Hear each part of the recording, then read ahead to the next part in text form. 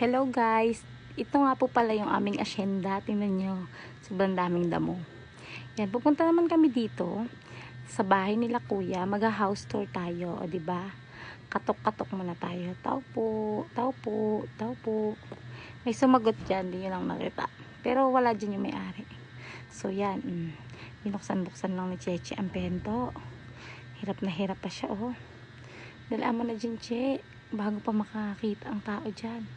Sumalubong kaagad ang napakagandang aso. Ayan ay si Muchu. Tapos guys, yan, pumasok na kami. And then, bumungad agad ng mga kaldero. Ang mga kaldero na yan ay ang mga lutuan nila sa kanilang dirty kitchen. Sana all may dirty kitchen. O diba, meron pa silang mga chicken na pwedeng lutuin. Yan guys. Alam niyo na, pag walang ulam, hindi dito maghihirap sa bukid. At saka ang maganda pa dito guys,